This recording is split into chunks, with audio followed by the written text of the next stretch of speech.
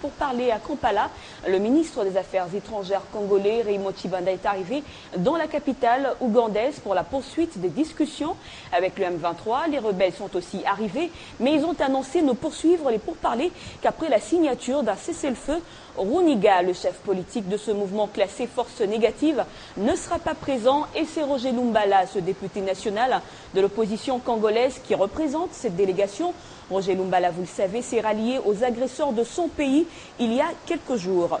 Patin Kiri est donc notre envoyé spécial depuis Mouniogno où se tiendront les pourparlers. Ici à Kampala, les délégations continuent d'arriver. Ce samedi, le ministre congolais des Affaires étrangères, Raymond Tshibanda, est arrivé dans la capitale ougandaise pour la poursuite des pourparlers avec le mouvement rebelle du M23. Les pourparlers débutaient, il faut le rappeler, le 9 décembre et interrompus le 21 décembre 2012 pour permettre aux participants de célébrer les fêtes de fin d'année. Toutefois, pendant les 2 semaines de discussion sous la facilitation de l'Ouganda, les deux parties avaient réussi difficilement à adopter le règlement intérieur et les points constituant l'ordre du jour, dont la révision des accords du 23 mars 2009, des questions sécuritaires, sociales et économiques. Et puis, sachez qu'arrivés à Kampala, les rebelles du M23, qui sont classés à ce jour force négative, sont privés de leur chef civil, Jean-Marie Runiga, interdit de voyager par une sanction de l'ONU. Et le nouveau venu, c'est le député national de l'opposition, Roger Lumbala, qui, sans surprise, a rejoint le mouvement rebelle il y a quelques jours. Les députés et sénateurs de la RDC sont attendus dans les prochaines heures. Ils seront sans doute les derniers arrivés à Speak Resort Mouniogno au bord du lac Victoria, cadre choisi pour les discussions. Mais l'important, c'est l'aboutissement de ces pourparlers censés apporter une solution dans la crise dans l'est de la République démocratique du Congo. Depuis Speak Resort Mouniogno au bord du lac Victoria en Ouganda, Patin Kiri pour Télé 50. Et ici à Kinshasa, la classe politique au Parlement, surtout à l'Assemblée nationale, reste divisée sur l'issue des pourparlers de Kampala. Les uns sont pessimistes, les autres, par contre, souhaitent un succès à ces assises. Leur réaction dans ces propos recueillis par Fabien Lumbala. Je ne peux jamais être optimiste par rapport aux pourparlers qui se passent à Kampala. Comment voulez-vous, après les rencontres du président de la République, qui étaient Joseph Kabila pour le Congo, Museveni pour l'Ouganda, Kagame pour le Rwanda, et qu'une unième délégation puisse aller à Kampala. Le Premier ministre Patrice Emery Lumumba a naguère déclaré « Les problèmes des Congolais trouveront des solutions au Congo ». Moi, j'ai toujours considéré Kampala comme une distraction. Le problème, quand le chef de l'État parlait de concertation, je crois qu'il ne fait pas allusion à Kampala. Mais je crois que là où toutes les forces vives de la nation politique, du côté de la majorité de l'opposition et de la société civile se retrouveront, c'est dans le cadre des concertations. Et il ne faut jamais être pessimiste dans la vie, il faudrait voir l'objectif. Vaut mieux la fin d'une chose que son commencement. Et ne jamais prédire le malheur, mais il faudrait prédire le bonheur. Donc il y a quelque chose qui va sortir de là. Parce que ceux qui y sont, ils y sont pour le bien-être de la République, dont nous venons de parler, même pour ceux-là qui ont fait couler leur sang le 4 janvier, et que la République démocratique du Congo a eu gain de cause en étant indépendant. Nous voulons que Kampala aboutisse à un résultat pour le bonheur de tous les Congolais, parce qu'eux aussi sont des Congolais. Alors nous voulons que tous travaillent pour la paix. Et nous avons confiance à la délégation qui est partie à Kampala, venant de Kinshasa, qu'à leur retour, il y aura un bon résultat. Donc je crois à une bonne issue des négociations de Kampala. La situation sécuritaire dans l'est de la RDC est au centre des échanges à Kampala, en Ouganda.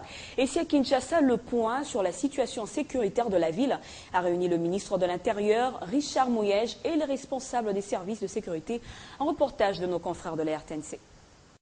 Après le fête de fin d'année, il était impérieux pour le chef de la territoriale d'évaluer la situation sécuritaire en général dans la ville de Kinshasa. Chose faite, le ministre de l'Intérieur, Sécurité, Décentralisation et Affaires coutumières, Richard Mouyej, a réuni autour de lui tous les responsables des services de sécurité pour la cause en relevant les faits importants observés pendant cette période, notamment la bravoure des agents de la police de circulation routière qui ont su maîtriser les embouteillages et autres incidents routiers. Un autre fait marquant, c'est l'affaire Koulouna. Richard Mouyej reconnaît la terreur que sèment ces inciviques en troublant la quiétude des citoyens.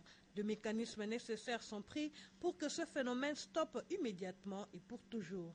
Le ministre de l'Intérieur a également été saisi de l'assassinat de 2 policiers à la Soussiette de Mongafula sur la place dite Armée. Ce poste, aux environs de 23h40 ou 45, a reçu une plainte d'un couple de personnes, un jeune homme qui poursuivait sa copine. Et au moment où l'OPJ était en train de verbaliser la plainte de la bonne dame, alors, le monsieur a eu une réaction bizarre. Il a dit non, mais tel que vous êtes en train de prendre, c'est comme si vous étiez plutôt pour la femme et contre moi. Soudain, il a sorti une arme, il a tiré sur l'OPJ. Et les policiers qui entraient également, il a tiré sur lui et sur sa copine. Le patron de la territoriale a déjà mis une équipe sur terrain pour rechercher l'auteur de cet acte incivique qui n'est autre que l'enfant du colonel Bikoko, décédé il y a 2 semaines. Rendons-nous au Kassai occidental, précisément à Chikapa, où un atelier a été organisé ce samedi au profit des parents d'élèves, gestionnaires des écoles, ainsi que les partenaires d'appui éducatif. Et c'est dans l'objectif d'élaborer et d'amender les règlements intérieurs du partenariat scolaire.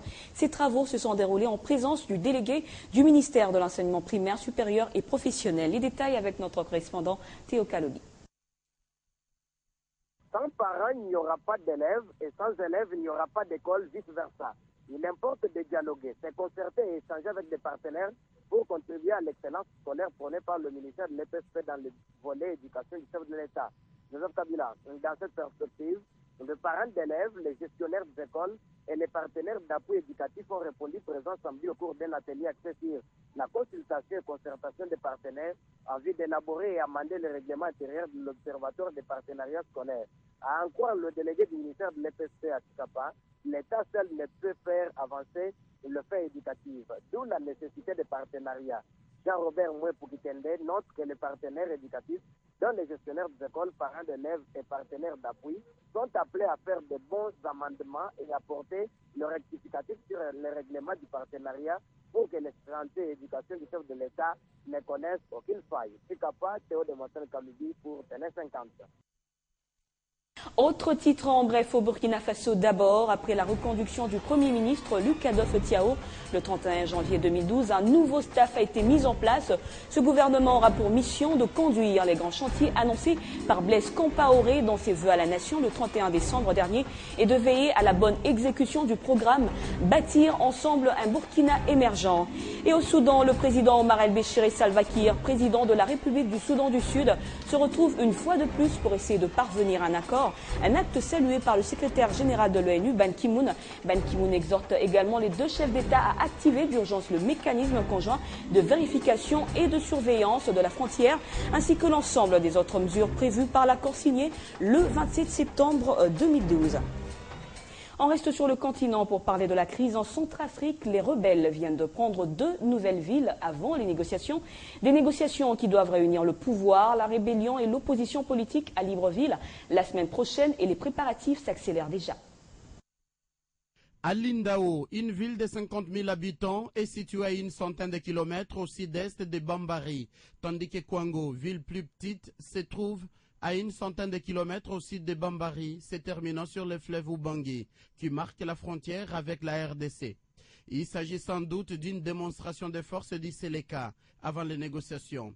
Le gouvernement demande à la communauté internationale de tirer les conséquences de ce non-respect de leurs propres paroles.